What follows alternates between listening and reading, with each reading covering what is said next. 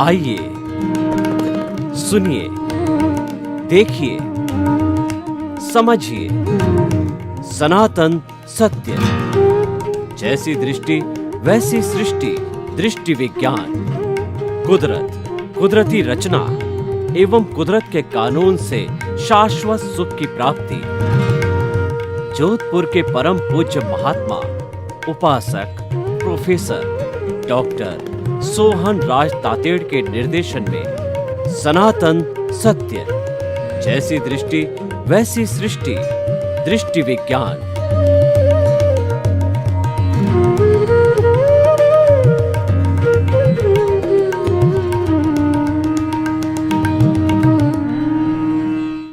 भाई और बहनों, मातृशक्ति को नमन। आज का हमारा बहुत सुंदर विषय जीवन का सफर। जीवन के सफर का अर्थ यह है कि हमारा जन्म से लगाकर मृत्यु तक वो बीच वाला जो लाइफ स्पान है वह जीवन कहलाता है। तो इस जीवन के सफर को कैसे तय करना है, ये आज एपिसोड का मकसद है। देखिए, जब हम ट्रेन के सफ़र के लिए जाते हैं तो सर्दी का समय हो तो गर्म कपड़े और गर्मी का समय हो तो हम नॉर्मल कपड़े साथ लेके जाते हैं और सब चीज़ की व्यवस्था करके जाते हैं, क्योंकि ट्रेन में हम किससे मांगेंगे और कौन देगा। हमारा घर नहीं है ट्रेन, तो हर चीज़, छोटी से छोटी चीज़, चाहे टूथपेस्ट, टूथब्रश क्यों नहीं हो, हमारा 3-4 दिन का लंबा सफ़र है अगर ट्रेन के अंदर या हम यात्रा पर जाते हैं, हर चीज़ की एक एक की लिस्ट बना करके और चीज़ को चेक करके लेके जाते हैं। देखिए, मनुष्य जीवन है वो सबसे सर्वश्रेष्ठ जीवन है। क्यों है? इसका कारण ये है कि मनुष्य को ही सम्यक दर्शन हो सकता है। सम्यक दर्शन का अर्थ ये हुआ कि शाश्वत सुख की नींव लग सकती है।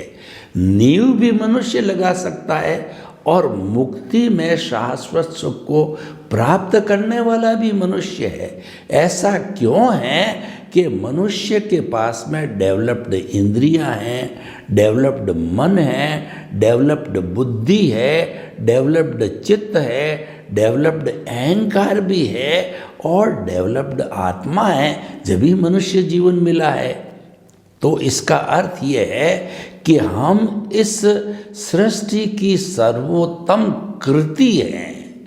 तो जो सर्वोत्तम व्यक्ति होता है, महान व्यक्ति होता है, जो कि दुनिया के सामने एक आदर्श होता है, तो उसको अपने जीवन की छोटी छोटी बात का ध्यान रखना पड़ता है। उसका असर जो है दूसरों पर पड़ता है। जैसे भारत का प्रधानमंत्री है, भारत का राष्ट्रपति है, किसी भी धर्म संघ का आचार्य है, किसी भी स्कूल का प्रिंसिपल है, किसी विश्वविद्यालय का वाइस चांसलर है, किसी भी राज्य का मुख्यमंत्री या गवर्नर है, उसके एक एक शब्द का मायना होता है और एक एक शब्द का जनता पे असर पड़ता है, क्योंकि वो ऑथोरिटी होता है।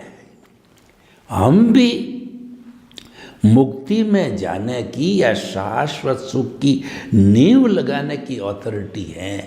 तो वह नींव कब लगेगी? हमारे जीवन का सफ़र सही होना चाहिए। सबसे पहले कहावत है कि if well start then it is equal to the half done and if the end is well all is well. इसका अर्थ क्या हुआ कि जो हम ये जीवन का सफ़र तय करेंगे वो तो आयुष्य हम पीछे से आयुष्य कर्म लेकर के आए हैं और पीछे से हम फिल्म बना के लाए हैं, स्क्रिप्ट लिख के लाए हैं, मन वचन काया की बैटरियां चार्ज करके लाए हैं, हम जो भाव कर्म की कॉजल बॉडी बना के लाए हैं, जो इस जन्म में द्रव्य कर्म के रूप में बदल जाती है। यानी कि जन्म से मृत्यु तक हमारा जो व्यवहारिक जीवन है, वह जीवन भुगतान का जीवन है, वह जीवन हिसाब किताब का जीवन है। और उस जीवन के अंदर हमारा डेबिट होता है, क्रेडिट होता है। कोई जो है हमारा तिरस्कार करेगा, कोई हमारा सम्मान करेगा, कोई हमको गाली देगा, कोई हमको सुख देगा, कोई हमको दुख देगा, कोई हमारे को सेवा देगा, सेवा करेगा हमारी।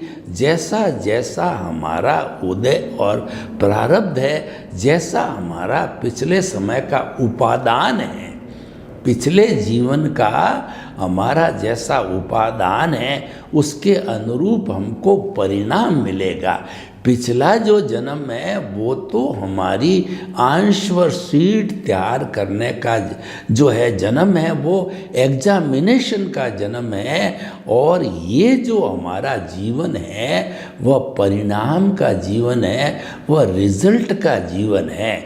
पिछले जन्म के अंदर जो भाव कर्म डालने वाला और व्यक्ति था, पिछले जन्म में भाव कर्म डालने वाला मान लीजिए यशवंतराज था और भोगने वाला सोहन राज है। अब सोहन राज जैसा जैसा कॉजल बॉडी जो है बनाएगा, जैसे जैसे कॉजेज डालेंगे, उसका इफेक्ट नेक्स्ट बर्थ के अंदर मोहन राज भुगतेगा। इसीलिए देखिए कि हम जो ये जीवन का सफ़र तय करते हैं, कई खट्टे मीठे अनुभव होते हैं, तो हम बहुत बार भगवान को या कर्मों को दोष देते हैं कि मैंने तो ये पाप किया ही नहीं और मुझे ये सज़ा कैसे मिली।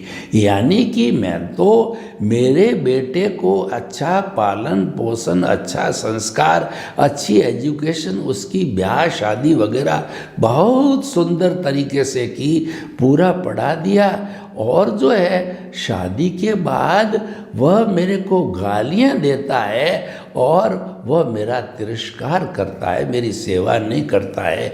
तो ऐसा क्यों है? तो आप इस जीवन के सफ़र के अंदर जब ऐसी स्थिति आती है तो आप ज्ञान की एप्लीकेशन करो, आप इसको कुदरती रचना मानो। देखिए, हम जो ये जीवन का सफ़र करते हैं, ये दो तरह के लोग होते हैं। एक तो आयाराम होते हैं, गयाराम होते हैं, यानी कि उन्होंने जो है वो जैसा पिछले जन्म में 5 इंद्रियों का सुख, मैं और मेरा, मेरा घर, मेरा धन, मेरी दौलत, मेरा परिवार, और इसी जन्म में ही उसी में ही रहता है, उसमें रमा रहता है। 99% लोग या 95% लोग, फिक्स नहीं कहा जा सकता है, वो इसी में ही रमे रहते हैं और इसी जीवन का वो पालन करते हैं। तो जब ऐसा ही होता है तब फिर वो व्यक्ति को तो कोई वैसा ही, उसको बहिरात्मा कहते हैं। यानी कि उसके जीवन में उतार चढ़ाव आते रहते हैं। लेकिन कोई व्यक्ति पिछले जन्म में बड़ी गंभीरता के साथ में रहा है और पिछले जन्म में उसने ज्ञान दर्शन का अच्छा डेवलपमेंट किया है, पिछले जन्म में उसको कोई ज्ञानी पुरुष मिल गए हैं, या उसने ऐसी भावना भाई है भगवान से कि भीतर विराजमान प्रभु मुझे अगले जन्म के अंदर ज्ञानी पुरुष मिले, सद्गुरु मिले और हर जन्म में मेरे को मुक्ति के कर्म मिले, ऐसी भावना भाके आया है। तो इस सफ़र में उसको जो है वो ज्ञानी पुरुष या सद्गुरु मिल जाते हैं। ज्ञानी पुरुष और सद्गुरु का मिलना यानी हमारा भाग्योदय है, हमारा कर्मोदय है, और वो हमारा उदय प्रारब्ध के अनुसार वो हमारा पुण्योदय है। देखिए, जब ऐसा पुण्योदय होता है और उस वक्त के अंदर हमको ज्ञानी पुरुष या सद्गुरु मिल जाते हैं, तो सद्गुरु और ज्ञानी पुरुष क्या है कि वो निमित्त बनते हैं, हम निमित्त बनते हैं। उनका भाग्योदय होता है, हमारा भाग्योदय होता है। तो वो अपने अतिशय से, अपनी प्रकृति से जो है हमारे को वो ज्ञान देते हैं, हमको ईश्वर से मिलने का रास्ता बताते हैं। गुरु गोविंद दाऊ खड़े और काके लागू पाए, बलियारी गुरु आपनी और गोविंद दियो बताए। हे प्रभु, हे मेरे गुरु, आप जो है अज्ञान का नाश करने वाले हो, आपने मुझे भगवान के दर्शन कराए, यानी कि आपने मुझे सच्चा ज्ञान दिया, उससे रास्ते पर चल कर के और मैं शाश्वत सुख को प्राप्त कर सकता हूँ। मेरे शाश्वत सुख की नींव लगने में आप सहयोगी, आप निमित्त बने। तो देखिए, हमको उनकी कृपा से ज्ञान मिलता है, उनकी कृपा से रास्ता मिलता है भगवान तक जाने का, अपने आप को पहचानने का रास्ता मिलता है। उसको हम सम्यक ज्ञान, सम्यक दर्शन कहते हैं।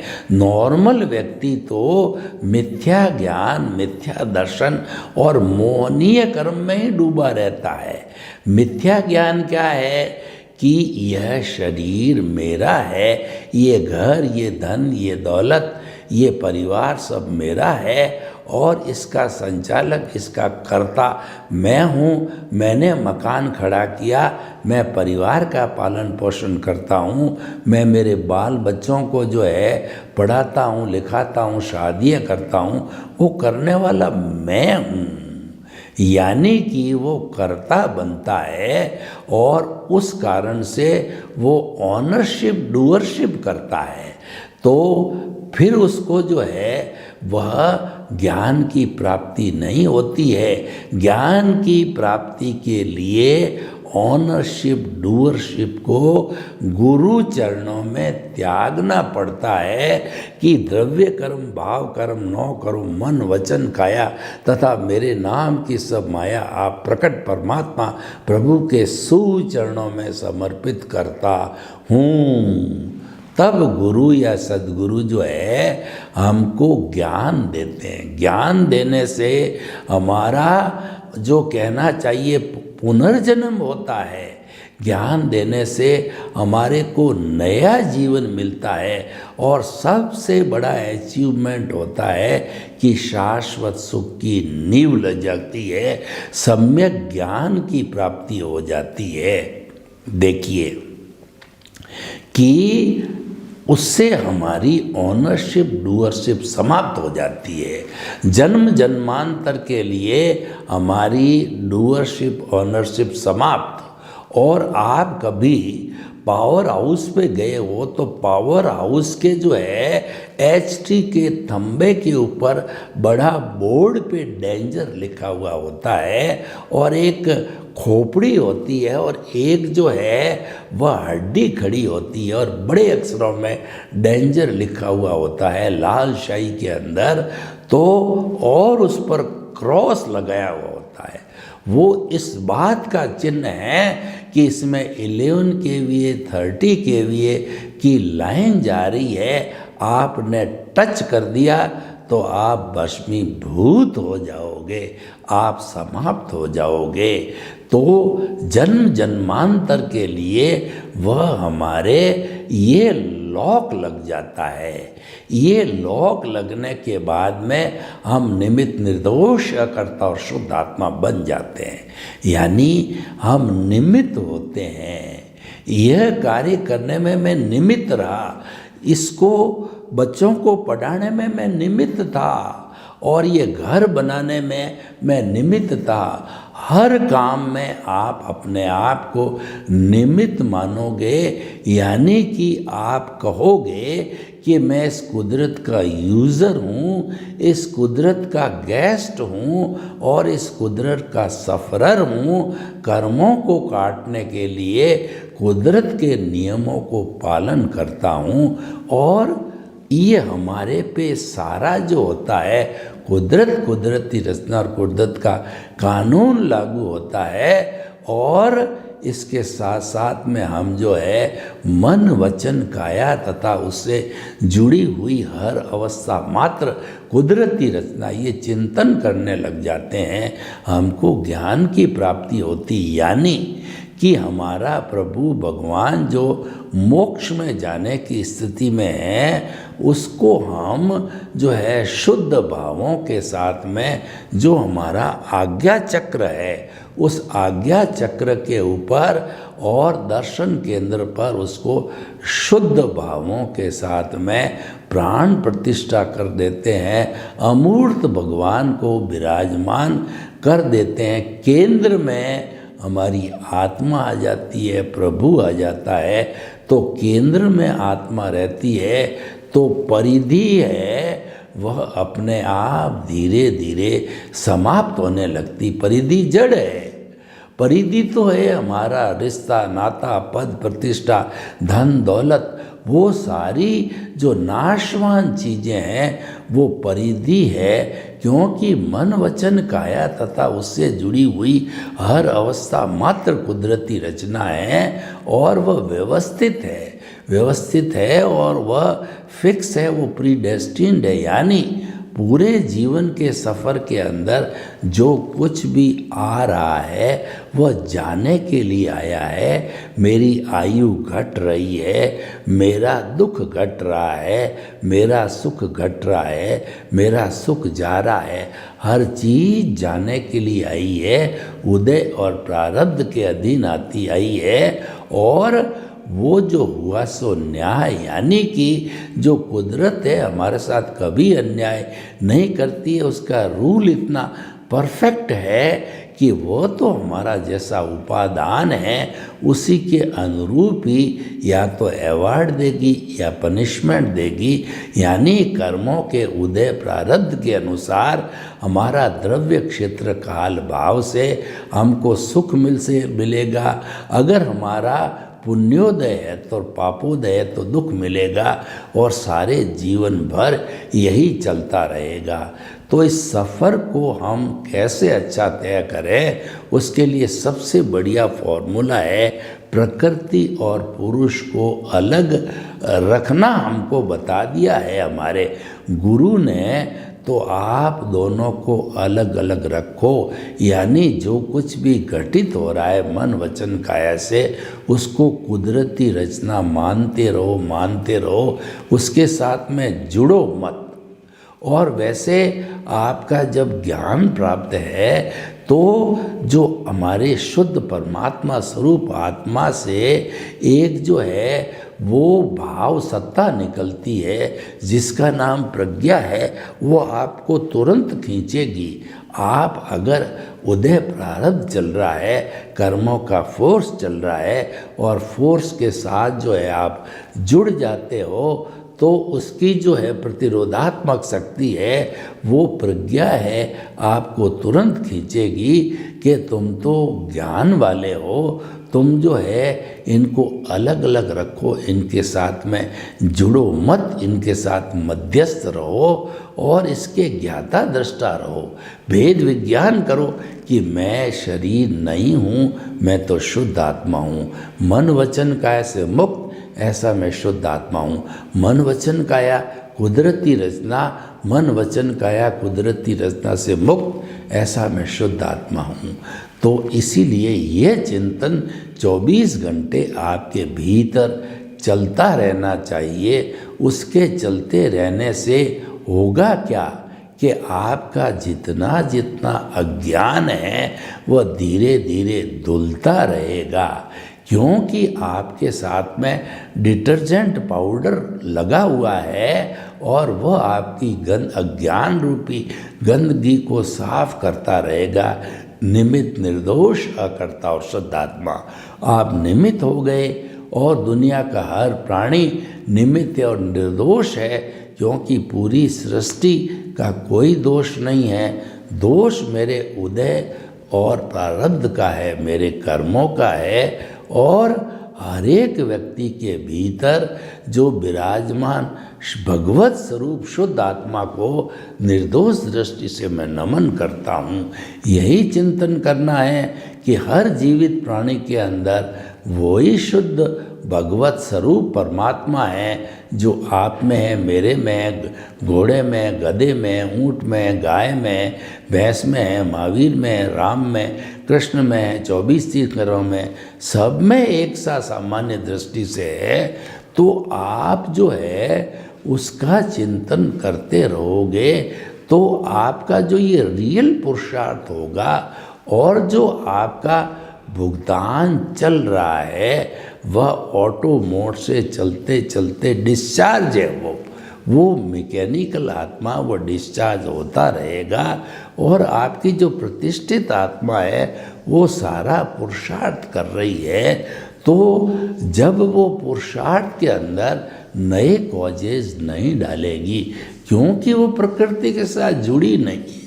कॉज कब पड़ता है? जब प्रकृति के साथ जुड़ते हैं, जब कॉज पढ़ के कॉजल बॉडी बनती है।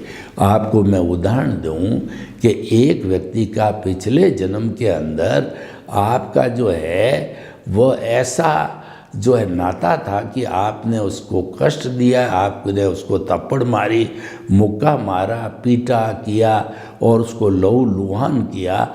वह उदय और प्रारब्ध है, इस जन्म के अंदर आया है। तो प्रकृति जो है जिस जीव के साथ आपने किया है उसको बेटे के रूप में, पिता के रूप में और पशु पक्षी के रूप में आपके सामने लाके खड़ा कर देगा और वह व्यक्ति आपको ठीक वैसा करेगा जो पिछले जन्म में आपने उसके साथ में किया था। क्योंकि कॉज है वैसा ही इफेक्ट मिलेगा। पिछले जन्म में आपने जैसी ध्वनि की थी उस जन्म में, इस जन्म में वह बिल्कुल उसकी प्रतिध्वनि है और पिछले जन्म में आपने जैसा एक्शन किया था वैसा रिएक्शन इस जन्म में होगा। और साइंस भी मानती है to the every action there is equal and opposite reaction. तो वह आपको जो है मिलेगा। अब जो है आप क्या करते हो, आप उसको स्वीकार नहीं करते हो। यानी कि वो तो थापा मुक्की कर रहा है और आप जानते हो कि ये तो मेरे कर्मों के अधीन हो रहा है, इसकी स्वतंत्र रूप से कोई ताकत नहीं है, मेरे पास में आने की भी ताकत नहीं है। थप्पड़ मुक्का मारना तो दूर की बात है, इसको प्रकृति ने भेजा है और मैं तो इसके प्रति कृतज्ञ हूँ कि यह मेरा हिसाब क्लियर कर रहा है, यह मेरे को एनओसी दे रहा है। और जब सब प्राणियों की संसार रूपी नाटक के प्रारंभ से अध्यक्षण पर्यंत जो 84 लाख जीवा योनि के असंख्य अनंत प्राणियों से मेरे द्वारा कोई कष्ट हुआ हो तो मुझे क्षमा करो, क्षमा करो, क्षमा करो। शुद्ध अंतःकरण से मैं क्षमा याचना चाहता हूँ। तो ये हमारी आत्माएं होती है, अव्ययवाद होती है। उनके साथ संपर्क जोड़ने के लिए किसी तार की जरूरत नहीं है। आत्मा का आत्मा से संप्रेषण ऑटो मोड से होता है। तो उनको संप्रेषण करने पर है वह हमको जो है एनओसी देती है। और जब सबकी एनओसी A to Z की आ जाती है तब हम शाश्वत सुख को प्राप्त करते हैं। यानी तब हमारे भीतर विराजमान शुद्ध आत्मा भगवान का स्पर्श करते हैं और धीरे धीरे ज्यों ज्यों अनुभव बढ़ता है, अनुभव की श्रेणी के साथ साथ में स्पर्श के बाद हम उसका रियलाइजेशन करते हैं, हम उसको पहचानते हैं और फिर स्पष्ट वेदन होता है, यानी हम उसको पा लेते हैं।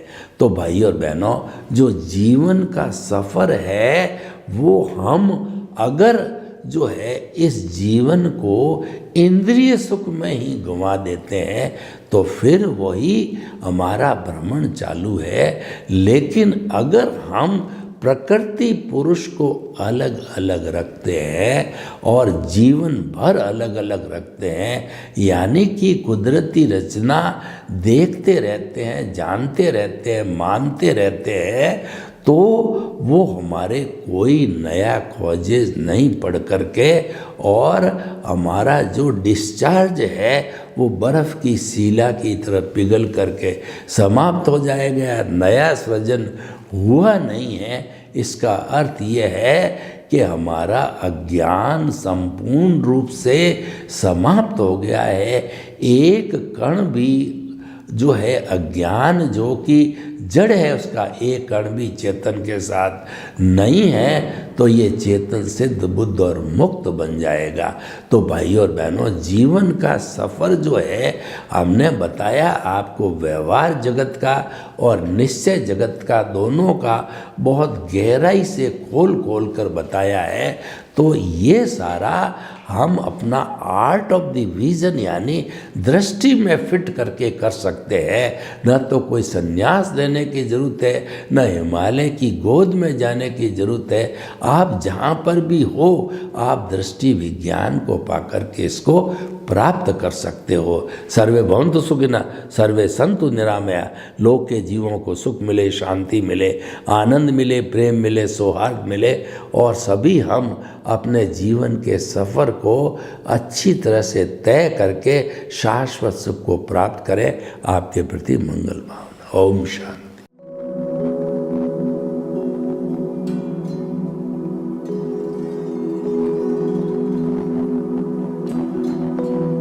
एक ऐसा अंतर्राष्ट्रीय ख्याति प्राप्त मानव जो गुरु प्रेरणा से पिछले 20 वर्षों से वानप्रस्थ जीवन जीते हुए 24 घंटे मानवता की सेवा में संलग्न है। एक ऐसा मानव जो अभी राष्ट्रीय, अंतर्राष्ट्रीय टीवी चैनलों पर 7,500 एपिसोड के माध्यम से सनातन सत्य, आत्मविज्ञान एवं पुनरुत्थान, व्यवहार एवं निश्चय जगत के जीवनोपयोगी विषयों पर हृदय स्पर्शी प्रवचन कर चुका है। उस मानव का नाम है महात्मा उपासक प्रोफेसर डॉक्टर सोहन राज तातेड़। प्रोफेसर तातेड़ द्वारा योग, दर्शन, शिक्षा विषयों पर रचित पीएचडी स्तर के 250 शोध ग्रंथ भारत के 100 प्रतिष्ठित विश्वविद्यालयों में शोधार्थी पढ़ रहे हैं तथा वे सभी शोध ग्रंथ वहां की सेंट्रल लाइब्रेरियों में उपलब्ध हैं।